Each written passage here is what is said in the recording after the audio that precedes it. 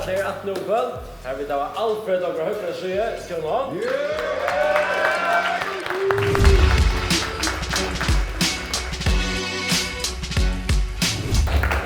Marius Desi over the Vince Stadium on.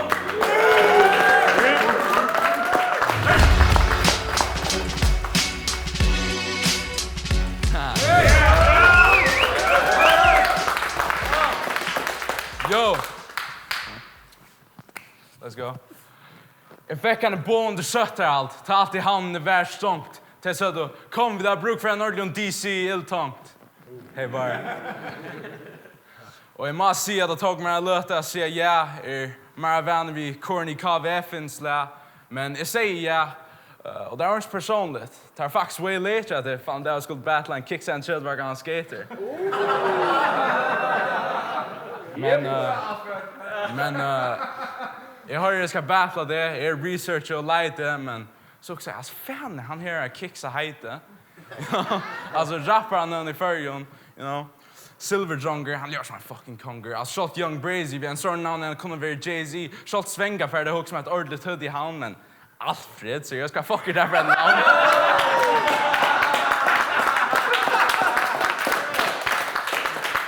Marius DC gör som en certified bad man. Alfred gör som en tannare till Batman.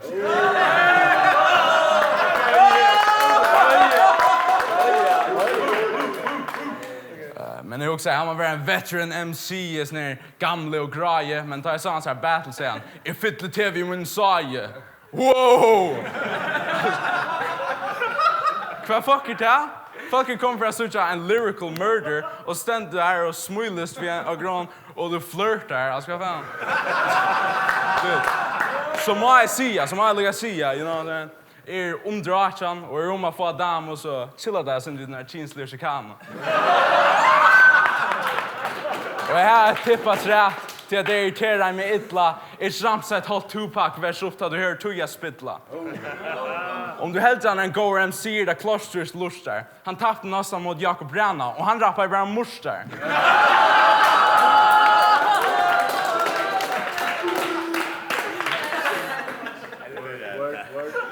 Alltså om man sammanber med och till är det faktiskt rättliga synd. Alltså hur så ofta möter du en Alfred-fan som spyr till om mynd, ja, Sten säger det också, Alfred, respekt London Junction, men vi är där utanför battle rappers så ungen.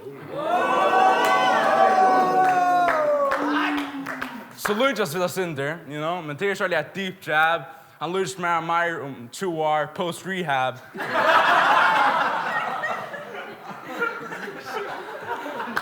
Så säger jag att det är för personligt och äter sig en backpaddle, men pop med en boga på tungan en rap battle. Och kommer ta oss en battles, till och med damer äta klanje, men Chris Grau the first hiphop där jag har en sanje. Och jag vet att dissa illtångt, till flesta battlar ner i tip-top, men en kvidefur som skrallar med sotta kviden ur är mun är hon inte ordentligt first hiphop. Du sen utdaterade kloner, gingen ut av kursen. Adidas jackar och skateboarding. Du är en gangster i kursen.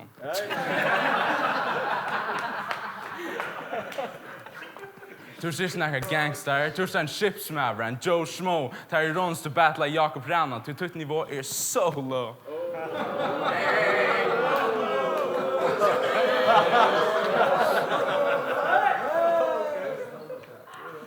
Och vi kommer börja rappa några få minuter så check det stopwatch till att Gusman går Psycho och Alfred Suckscock.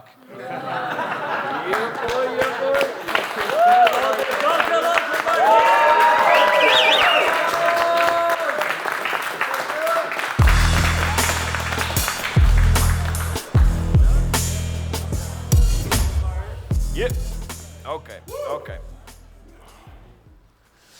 Lusta nu här Bajen. Det är kanske att du möbelläge. A mumblum cheese och skora kassar i roleläge och inte den hövesläge. Seriöst Bajen. I old school så tabaskar. Låt mig visa dig hur så boom-bap klaskar så harst att du smaskar näst för du mumblar om cheese och skora kassar. Hetta lilla religiöst att han är en stor pisseling. Jag vet att det är absurt att jag går runt och spurst, men piltre manglar en 1 centimeter till must. Så låt mig fortälja dig vad fuck feilar. Jag lustar efter rakt med att låta svämma med pappas och steinar. Du är jotaren MC Einar, fuck du svämmar. Jag flejer mig i ilsene med en disse det.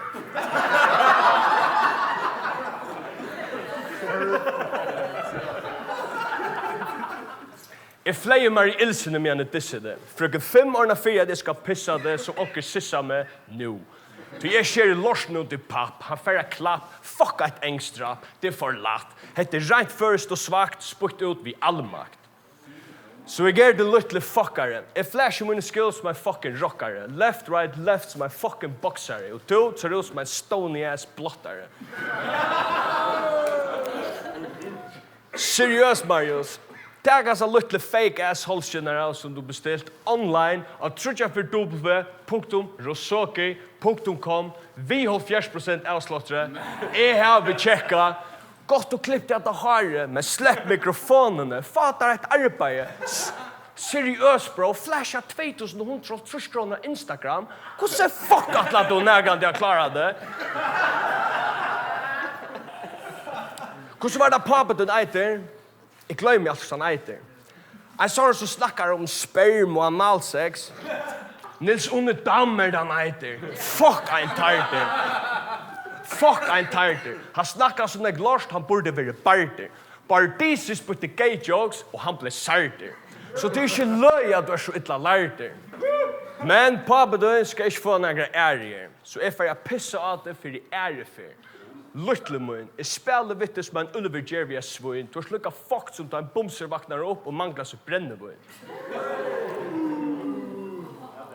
Jag säger vad sagt er. Du vet inte vad fuck rapper. Ungen väver atter, du har ballstyp och region i ratter. Så dansa nu till Alfreds attakter. Jag dicksläbar jag och Branna. Dicksläbar på en hattler. Och gissa kalter. God vet vad fuck jag har gjort om du är samma alter.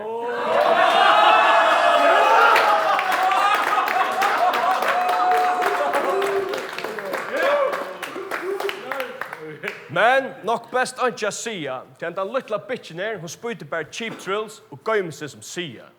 Låt mig ända där vi stöjler. Jag inte där gå ett där vi tunnar rapplöjve.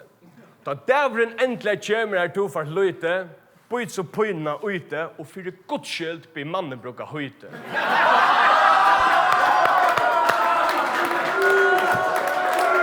That's where we at.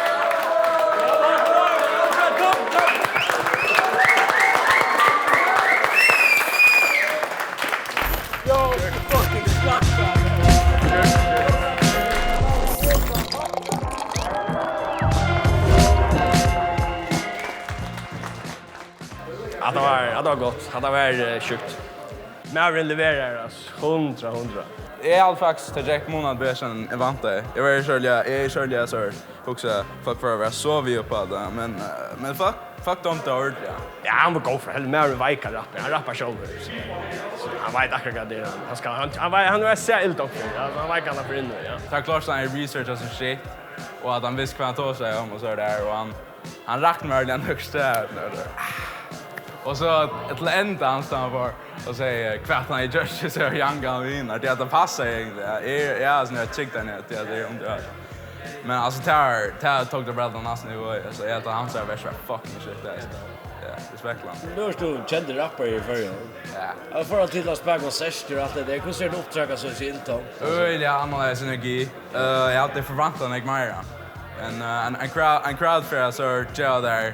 Det för vi på alla gånger kvart att det beat och det är var tryckt där ner men tar han i Iltong så är man with the hyenas och så man ordentligt för så här som man kan. Kurvan battle. Det är bara en Alfred alltså. Inte för jag cocky men alltså it is what it is. Helt att kanske jag sen är hela latt där men allt baserat på för perfekta bästa reaktioner så att det var.